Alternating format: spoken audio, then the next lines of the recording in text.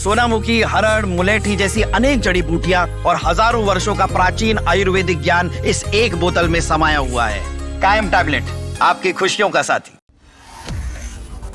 बांग्लादेश में हिंदुओं पर अत्याचार जारी है। हिंदुओं का कत्लेआम हो रहा है। बीच सड़क पर हिंदुओं की हत्याएं हो रही हैं। लेकिन इसी बीच कांग्रेस के पूर्व सांसद और कांग्रेस के नेता को लगता है कि भारत और बांग्लादेश बराबर है। कांग्रेस के पूर्व सांसद को लगता है कि बांग्लादेश में जिस तरीके से अल्पसंख्यकों पर अत्याचार हो रहा है, उसी तरीके से भारत में भी अल्पसंख्यकों पर अत्याचार हो रहा है। जी हाँ, ये कोई और नहीं बल्कि कांग्रेस के पूर्व राज्यसभा सांसद और कांग्रेस के दिग्गज नेता राशिद अल्वी हैं। राशिद अल्वी साहब को लगता है कि जिस तरीके से बांग्लादेश में हिंदुओं के खिलाफ उत्पीड़न हो रहा है, उनकी हत्याएं हो रही हैं, उन्हें बीच सड़क पर मारा जा रहा है, उसी तरीके से भारत में भी अल्पसंख्यकों पर अत्याचार हो रहा है।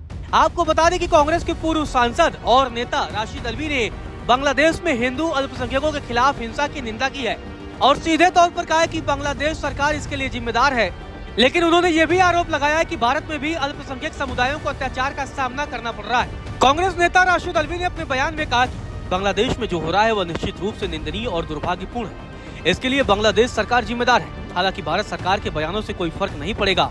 भारत में भी अल्पसंख्यक समुदायों के खिलाफ अत्याचार हो रहे हैं। कांग्रेस के पूर्व सांसद राशिद अल्वी ने बयान दिया तो सियासी घमासान मच गया। इसके बाद से जब पत्रकारों ने कांग्रेस के वरिष्ठ नेता सलमान खुर्शीद से सवाल किया तो उन्होंने राशिद अल्वी के बयान से किनारा कर लिया। इसलिए किनारा कर लिया क्योंकि राशिद अल्वी के बयान पर अब सियासी घमासान मचना तय है। आपको बता दें कि सलमान खुर्शीद से सवाल करने पर सलमान खुर्शीद ने जवाब दिया और कहा कि अत्याचारों की तुलना नहीं की जानी चाहिए। मतलब उन्होंने राशिद अल्वी के बयान की निंदा कर दी। कांग्रेस के नेता सलमान खुर्शीद ने कहा कि कहीं भी किसी के खिलाफ भी अत्याचार होता है तो वह अस्वीकार है। हम लोकतंत्र के संविधान में विश्वास रखते हैं। किसी के खिलाफ भी अत्याचार अस्वीकार है। आपको बता दें कि बांग्लादेश में लगातार हिंदुओं के खिलाफ अत्याचार जारी है। हिंदुओं की सरेआम कत्लेआम हो रहा है और भारत सरकार भी इस पर चिंता जता चुकी है।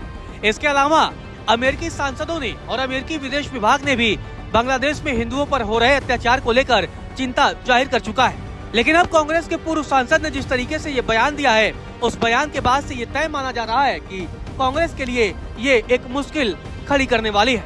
आपको बता दें कि कांग्रेस की नेता अलका लांबा का भी बांग्लादेश के मुद्दे पर बयान सामने आया। बांग्लादेश के मामलों पर उन्होंने कहा कि अल्पसंख्यकों को सुरक्षा मिलनी चाहिए, चाहे वह बांग्लादेश हो या फिर भारत।